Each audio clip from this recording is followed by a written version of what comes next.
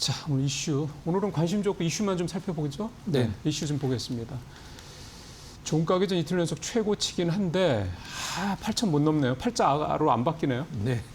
오늘 한번 좀 기대를 해봐야 될 것 같은데 어제 이제 순매수는 개인들만 순매수를 했어요. 예, 어제는 개인들만 그랬어요. 한 2조 8천억 정도 순매수를 했는데 하이닉스는 200을 찍긴 찍었습니다. 애프터장에서 맞습니다. 200만 원 좀 찍었는데 밤 사이에 이제 우리 AI 밸류체인에서 이제 대장주라고 할 수 있는 엔비디아는 올랐고 마이크로는 좀 조정을 받았는데 그게 우리나라 시장에서 어떤 식으로 좀 해석이 될지 그걸 좀 지켜봐야 될 것 같고. 아까 프리마켓 보니까 그렇게 썩 두 회사가 좋지는 않네요. 뭐 하이닉스가 조금인데 뭐 강보합 정도밖에 안 되고 네. 삼성은 좀 그렇고 어제 삼성이 좀 많이 오르긴 했습니다. 근데 뭐 우리나라 지금 시장도 그렇고 삼성전자, 하이닉스도 그렇고 하루에 색깔을 엄청 쉽게 바꾸기 때문에 팔색조예요. 그렇죠. 네. 그리고 미중 정상회담 같은 경우는 사실 우리나라 시장에 크게 영향을 미칠 부분이 없어서 이제 이슈에서는 좀 약간 제외를 좀 시켰습니다. 몰라요. 네. 팔색조예요, 우리 시장은. 네. 다음 맞습니다. 시장, 다음 이슈 가보겠습니다. 자, 엔비디아. 예, 오늘 엔비디아가 4% 넘게 올랐어요. 엔비디아가 네. 최근에도 워낙 계속 좋았는데 오늘은 아주 급등을 하더라고요. 네. 그동안 이제 중국 쪽에 이제 미 정부에서 이제 수출 제한이 좀 있다 보니까 그렇죠.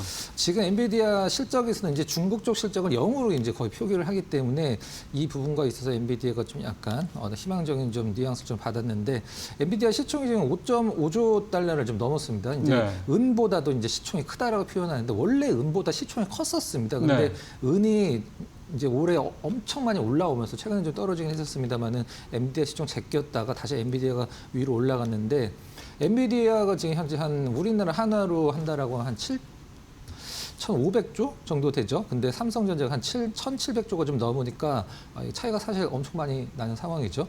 일단 젠슨항 방중 효과는 이제 엔비디아 계속적으로 이제 AI 쪽 분위기 살려주면 사실 우리 입장에서 나쁠 건 없는데. 그러면 네, 알파벳이나 이제 애플도 지금 4조 달러 후반이기 때문에 이제 앞으로 이제 5조 달러 넘을 기업들이 굉장히 좀 많아질 거라는 어떤 그런 분석적인 내용입니다. 예. 오늘은 뉴욕 시장에서 엔비디아를 비롯해서 AI 주들은 좀 올랐고 말씀하신 대로 마이크론 테크놀로지나 좀 이 반도체 주들은 조금 부진했고 좀 그런 오늘 모습들이 좀 원래 좀 계속 요즘에 같이 갔는데 오늘은 좀 따로 갔습니다. 자, 삼성전자. 예. 반도체 생산량을 감축을 했다. 이게 이제 파업 대비하고 있는 거라면서요? 네. 그러니까 감축을 안 하고 이제 정상적인 생산량을 유지를 했을 때 이제 인력이 부족해서 거기에서 이제 트러블이 나는 그렇죠, 것보다 그렇죠. 아예 그냥 생산량을 줄여서 최소한의 인원으로 돌아갈 수 있는 생산량으로 조금 맞추고 있는 상황이라고 이제 보시면 될 것 같은데요. 어제부터 일단 생산 감축 좀 들어갔죠. 이래서 이제 빅테크들한테 전화가 이제 삼성전자 쪽으로 지금 빗발치듯이 오고 있다라고 하는데 니네 우리 물량 계속 맞출 수 있어? 이런 식으로. 그러면 당연히 그게 걱정스럽죠. 네, 확인 전화 계속 오고 있는 상황인데 실질적으로 이제 김정관 산업통상부 장관이 이제 언급을 계속적으로 이제 반복적으로 하고 있는 상황이죠. 긴급 조정권을 일단 발동시키는 게 불가피하다라고 이제 표현을 계속 하고 있는데 일단 정부가 긴급 조정권을 발동을 하면 모든 쟁의는 30일 동안 중단을 해야 됩니다. 법적으로. 네. 물론 이런 파업 같은 것도 어떤 뭐 이런 것들도 이제 사실 법적으로 어느 정도 되기 때문에 이제 파업을 하는 겁니다만은 긴급 조정권 발동을 하면은 일단 30일 동안은 계속적으로 일단 노동쟁의를 할 수가 없는 상황이고 삼성전자뿐만 아니라 지금 이게 이제 도미노처럼 번지고 있는 상황이라 네.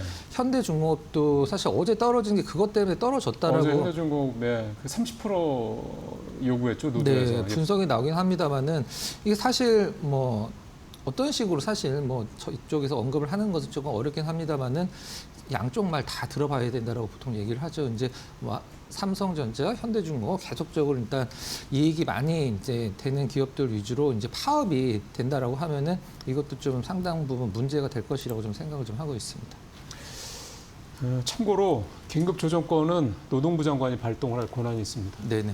산업부 장관이 저렇게 얘기하는 거는 지금 김용훈 노동부 장관은 긴급 조정권이라는 말을 웬만하면 입에다 안 내거든요. 본인이 직접 네. 발동할 권한이 있기 네. 때문에. 정부에서 저렇게 산업부 장관은 강경한 발언, 그다음에 노동부 장관, 주무장관의 노동부 장관은 되게 신중한 입장. 그렇게 하면서 정부에서 노조를 당근이겠죠. 당근과 채찍을 함께 하는 거겠죠. 어쨌든 이번 주말 이번 16일 그러니까 내일 그 중노위 협상이 다시 있습니다. 중노위 주재. 물론 아직 삼성전 노조에서는 그 뭐 응하겠다는 얘기는 없는데요. 주말에 뭔가 좀 변화가 있을지 좀 봐야 될 것 같습니다. 자, 다음 이슈 가보겠습니다. 사우디 원유 생산량 최저, 공급 쇼크 현실. 어쨌든 저거야 뭐 지금 통행이 좀 시원찮으니까. 근데 저거 오늘 뭐 저 중국이랑 트럼프 대통령 얘기는 중국이랑 저거 호르무즈 해협 통화하는 거 이거 뭐 정상화하는 거로 뭐 얘기했다고 그래서 결국 중국이 이란에 좀 압박을 가하지 않을까요? 일단 회담 내용상으로는 좀 약간 핑퐁이 좀 있었던 것 같은데요. 아직 결론은 좀 나진 않았고 시장에서 지금 이 원유와 관련돼서 가격을 신경을 안 쓰고 있습니다. 실질적으로는 계속적으로 이제 3대 원유라고 할 수 있는 WTI, 이제 브렌트, 그다음에 두바이 세 개 모두 원유가 $100 이상 유지를 하고 있는 상황인데.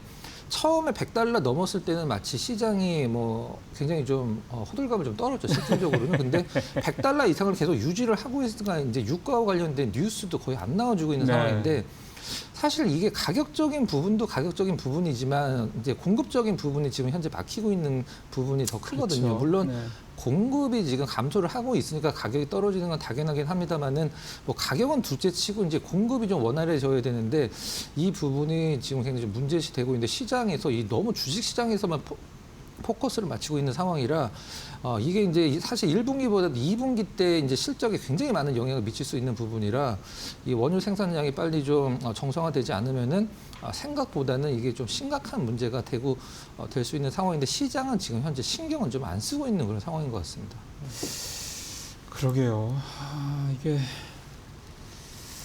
사실은 좀 정상화 빨리 돼야죠. 어제 엊그제 그 미국의 CPI하고 PPI 나온 거 특히 PPI 내용 보면은 예상치 1%포인트 이상 뭐 전년 대비 전월 대비 기준으로는 3배 이상 더 높게 나왔거든요. 그럼 이제 고유가에 따른 그 물가 부담이 본격화된다는 얘기여서 어쨌든 빨리 이게 통과가 돼서 고유가에 대한 이 기대치가 확 좀 낮아져야 될 텐데 좀 봐야죠. 자, 이렇게 봤고요. 오늘 플로어에서 박 의원님 준비하신 내용은 외국인들이 올 들어 72조 원을 매도했다. 이걸 좀 어떻게 해석을 해야 되냐. 이 부분이 되겠습니다. 자, 박 의원님 이제 준비해 주시고 저는 프리마켓 상황을 조금 봐야죠. 그래도 삼성전자 약 1% 조금 안 되게 한 0.8% 정도 지금 약세고 하이닉스는 왔다 갔다 하네요. 보합권에서. 그렇습니다. 그러니까 오늘 주들이 그러니까 기술주들이 좋았는데 엔비디아 쪽은 되게 좋았는데 글쎄요. 우리 반도체주들은 오늘 별로 그거를 시장에서 긍정적으로 받아들이지는 않는 것 같다라는 생각이 좀 드네요. 일단 그렇고요. 자, 박근호 의원님 준비되셨으니까 좀 들어가도록 하겠습니다. 자, 전해 주시죠. 네. 블룸버그가 한국 투기 광풍이다. 외국인들은 올해 72조를 매도를 했는데 개인 투자자들만 사고 있다라는 뉘앙스의 기사가 좀 나왔습니다. 저는 이런 기사들을 봤을 때 우리나라 언론에서도 사실 이런 뉘앙스의 기사가 상당히 많이 나오고 이제 증권사 리포트도 많이 나오는데 굉장히 좀 확증 편향적인 어떤 기사 내용이라고 좀 생각을 하고 있습니다. 본인이 보고 싶은 것만 보고 듣고 싶은 것만 듣는 그런 내용이죠. 이런 것들은 이제 우리 코리아 빅샷에서 이제 외국인들이 72조 매도를 하고 있습니다. 이제 외국인들은 팔고 있는데 개인만 사고 있습니다. 큰일 났습니다. 이런 식으로 분석을 하면 코리아 빅샷 아니겠죠? 오늘 이 코너에서는 이게 절대 아니다라는 것을 팩트로 통해서 한번 여러분들과 함께 해보도록 하겠습니다. 자, 내용 한번 좀 보도록 할게요. 자, 일단 수치상으로는 사실 팔고 있는 게 맞죠. 실질적으로는 이제 외국인들 5월 달 한국 주식 순매도 기준 5월 달에만 17조 1,700억을 팔았습니다. 역대 이제 월간 기준으로 세 번째로 높은 이제 매도량인데요. 일단 올해 통으로 봤을 때는 지금 현재 4월달, 5월달 초순이긴 합니다만 중순 정도 됐죠. 72조 원 정도 올해 매도를 하고 있는 상황이죠. 올해 매도 금액은 71조 원, 연간 사상 최대 이탈 기록을 쓸 것이라고 이제 전망을 하고 있는 상황인데 외국인들은 왜 팔았나? 자, 맨 밑에 보시면 슈퍼사이클이냐 이제 붐버스트냐. 슈퍼사이클이라는 것은 단어는 이제 뭐 굳이 설명할 필요는 없겠죠. 붐버스트라는 것은 이제 호황기, 버스트, 불황기가 왔을 때 이 반복되는 것을 얘기를 하는 거거든요. 근데 외국인들이 팔 때는 이제 호황은 거의 끝나가고 이제 불황의 초입이 올 수 있기 때문에 팔고 있다는 내용인데 자, 한번 그래프를 보도록 하겠습니다. 블룸버그의 이미지를 이제 갈무리를 좀 한 건데요. 이제 딱 보기만 해도 외국인들이 파는 게 바로 이런 부분들이겠죠. 기존에는 이제 팔았던 부분, 이제 샀던 부분, 팔았던 부분을 어느 정도 반복을 하면서 평균적으로 좀 맞춰줬었는데 최근에는 올해 들어서는 엄청난 매도세를 보여주고 있는 상황이에요. 자, 그럼 이거를 아까도 말씀드렸듯이 그대로 분석한다라고 하면 코리아 빅샷 아니겠죠? 어떤 식으로 분석을 해야 되냐 하면 자, 우리 시청자 여러분들 얼마 전에 이제 국민연금이 올해 국내 주식 목표치가 14.9%이기 때문에 현재 25%가 넘어서 10% 정도를 팔아야 된다라는 어떤 고민을 하고 있다라는 분석 기사 많이 보셨을 거예요. 이제 외국계 자금은 개인 투자자들도 있긴 합니다만 이런 펀드들은 한국에는 우리가 지금 자금이 1조 원이 있는데 한국에는 한 1,000억 원 정도만 사야 된다. 그걸 유지해야 돼. 넘어가면 안 돼. 이런 기준들이 다 있습니다. 그래서 1,000억 원 원래 기준이 1,000억 원이었다라고 하면 1,500억, 2,000억까지 넘어가면 1,000억 원이 넘는 주식들은 계속 팔아서 비중을 1,000억으로 맞춰야 되거든요. 실질적으로는. 그거의 일환이라고 보시면 될 것 같아요. 그러면 진짜 그런가 우리가 한번 팩트로 한번 체크를 해보도록 하겠습니다. 다음 장 한번 보여주세요.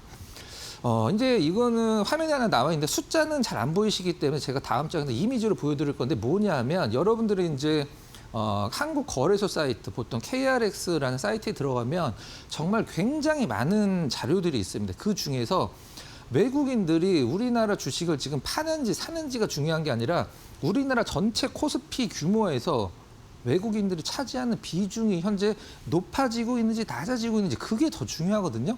만약 외국인들이 올해 72조 원의 역대급 매도를 보이고 있다라고 하면 우리나라 코스피 전체 코스피에서 외국인들이 차지하는 비중이 작아져야 되겠죠. 근데 그 비중이 굉장히 커지고 있습니다. 이건 어떤 말이냐면 앞서도 제가 말씀드렸듯이 우리나라에 대한 비중을 지금 조절을 하고 있는 상황이지 절대 우리나라 주식이 안 좋아서 혹은 뭐 차익 실현이 아니라는 뜻이죠. 자, 그럼 한번 보도록 하겠습니다.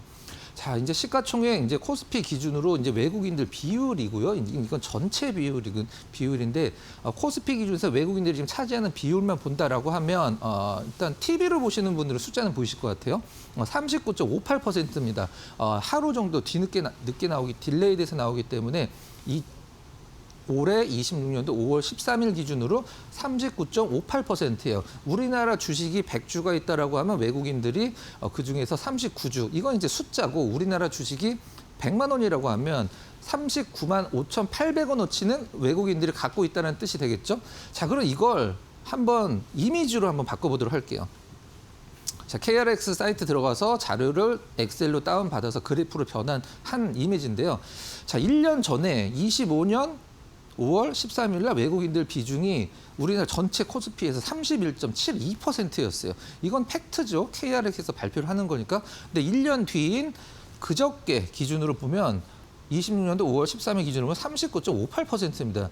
이걸 보고서 외국인들이 팔았다라고 분석을 하는 것은 아까도 말씀드렸듯이 굉장히 확증 편향적인 분석이에요. 그러니까 그 잘못됐다는 분석이죠. 물론 맞을 수도 있긴 합니다만은 팩트긴 합니다만 이게 더 중요하죠, 여러분들. 이게 정리를 좀 하면 외국인들이 우리나라에서 지금 팔고 있는 것은 차익 실현이나 팔고 떠나겠다라는 게 아니라 우리나라에서 비중 조절 차원에서 매도를 하는 거지 실질적으로는 외국인들의 보유 비중이 계속적으로 1년 내내 올라가고 있습니다. 그렇기 때문에 결론을 좀 내려야 되겠죠. 외국인들의 매도는 걱정할 게 없다. 이게 오늘의 결론입니다. 네, 걱정 안 하셔도 되겠죠. 네, 오늘도 외국인 뭐 팔 수도 있습니다만 어제 근데 오후장에 외국인이 매도 규모 좀 줄면서 사실 상승폭이 좀 확대되는 이유가 되기도 했었습니다. 오늘도 외국인 어떻게 움직일지 한번 보시죠. 자, 이 의원님 수고하셨습니다.